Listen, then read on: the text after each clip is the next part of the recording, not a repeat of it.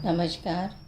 यह video third year के अंतर्राष्ट्रीय व्यापार के प्रतिष्ठित सिद्धांत पर डाला जा रहा है। अंतर्राष्ट्रीय व्यापार पर अभी तक अनेक वीडियोस डाले गए हैं। अब तक हम अधिकांश भाग पूरा कर चुके हैं। अब हम सिद्धांत पर आते हैं। अंतर्राष्ट्रीय व्यापार के सिद्धांत को यदि हम देखें तो पाएंगे कि सर्वप्रथम वाणिज्यवादियों ने अंतर्राष्ट्रीय व्यापार के सिद्धांतों को प्रतिपादित किया था। उनके सिद्धांतों में स्वतंत्र व्यापार, बिना किसी आवश्यक शर्त के और अहस्तक्षेप की नीति के चल रहे थे, किंतु धीरे धीरे नए सिद्धांतों के जन्म हुए, परिस्थितियां बदलती गईं। अंतर्राष्ट्रीय व्यापार को समृद्धि का बड़ा स्रोत माना जाने लगा और सभी ओर अंतर्राष्ट्रीय व्यापार का बोलबाला हो गया। इस तरह से किन्हीं सिद्धांतों की आवश्यकता पड़ने लगी। सबसे पहले प्रतिष्ठित सिद्धांत के जो जन्मदाता हैं वो डेविड ह्यूम और एडम स्मिथ को माना जाता है।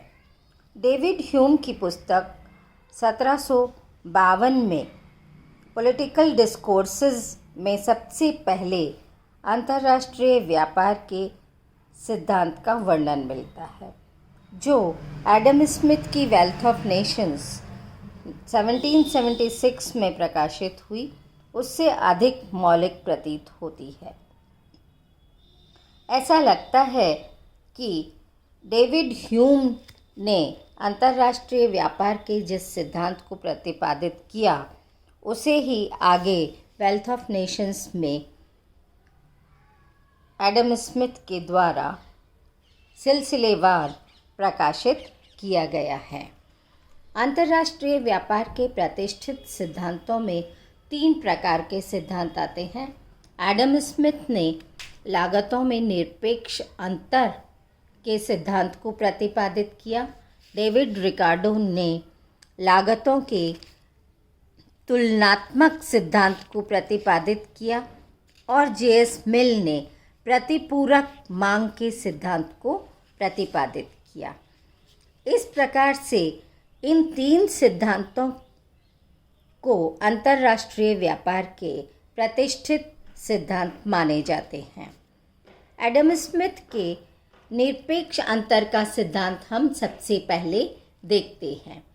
निरपेक्ष लागतों का जो अंतर है उसमें एडम स्मिथ का यह मानना है कि हर समझदार व्यक्ति यह समझता है और जानता भी है और ऐसा ही करता है कि यदि कोई वस्तु वह घर पर बनाए और वह महंगी पड़े तो बाज़ार से सस्ती वस्तु खरीद कर ले आता है। कोई भी व्यक्ति ऐसी वस्तु को घर पर नहीं बनाता जिसे वह बाज़ार से सस्ता खरीद सकता हो। दर्जी अपने जूतों को स्वयं नहीं बनाता, ना ही मोची अपने कपड़ों की सिलाई करता है। इस प्रकार भिन्न भिन्न व्यवसायों में लगे हुए लोग अपनी ही वस्तु में विशिष्टीकरण हासिल करते हैं और दूसरी वस्तुओं को बाजार से खरीद लेते हैं। इसी प्रकार के उदाहरण को लेते हुए एडम स्मिथ ने अपने सिद्धांत की व्याख्या की। उनका मानना है कि इस सिद्धांत के अनुसार 2 देशों के मध्य व्यापार उसी समय प्रारंभ होगा जबकि एक देश को एक वस्तु के उत्पादन में निरपेक्ष लाभ प्राप्त हो तथा दूसरी वस्तु के उत्पादन में निरपेक्ष हानि हो। इस निरपेक्ष लाभ से अभिप्राय है कि एक देश 2 वस्तुओं में से एक वस्तु को दूसरे देश की तुलना में निरपेक्ष रूप से कम लागत पर उत्पादित कर सकता है और दूसरा देश उसे निरपेक्ष रूप से अधिक लागत पर उत्पन्न कर सकता है। ऐसे में निरपेक्ष लागतों का यह सिद्धांत यह बताता है कि कोई देश उस वस्तु का निर्यात करेगा जिसके उत्पादन में उसे निरपेक्ष लाभ प्राप्त हो तथा उस वस्तु का आयात करेगा जिसके उत्पादन में उसे निरपेक्ष हानि हो। अब हम यहाँ पर देखते हैं, जो उदाहरण यहाँ पर प्रस्तुत किया गया है, दो देश भारत और बांग्लादेश हैं। भारत और बांग्लादेश कपास और जूट का उत्पादन कर रहे हैं।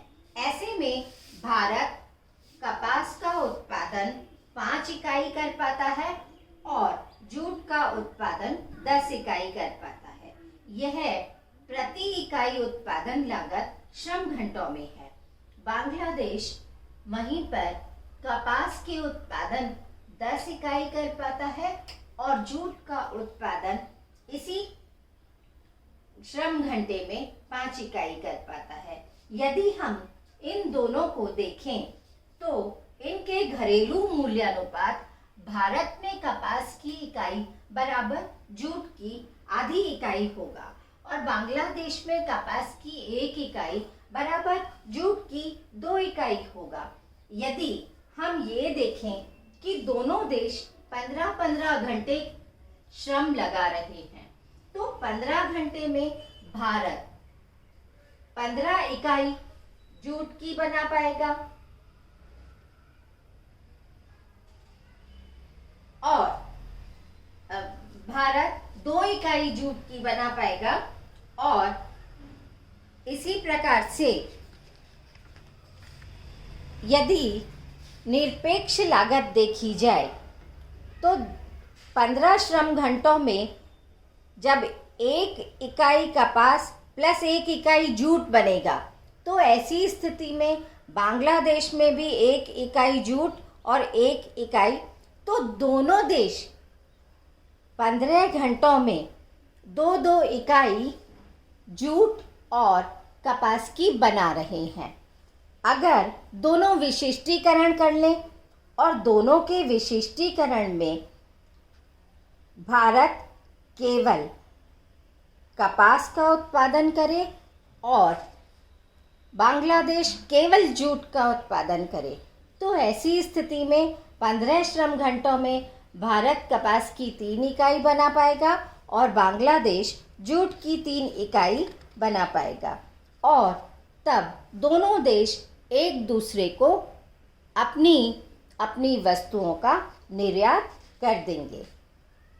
नीचे विशिष्टीकरण के पश्चात 15 श्रम घंटों में कपास की 3 इकाई और भारत बना रहा है और बांग्लादेश जूट की 3 इकाई बना रहा है। दोनों एक दूसरे की वस्तु का आयात निर्यात करके अपने अपने देश में प्रत्येक वस्तु के विशिष्टीकरण को बढ़ावा दे सकते हैं।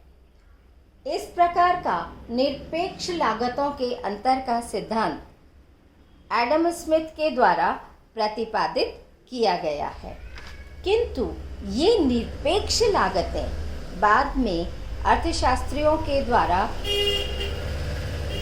आलोचना का कारण बनी, क्योंकि निरपेक्ष रूप से अंतर कहीं पर भी नहीं हो सकता।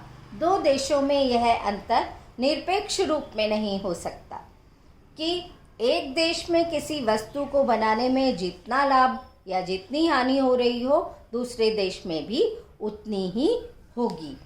अतः इस सिद्धांत को बाद में अन्य अर्थशास्त्रियों के द्वारा आलोचना की गई है। अगले वीडियो में हम तुलनात्मक लागतों का सिद्धांत देखेंगे।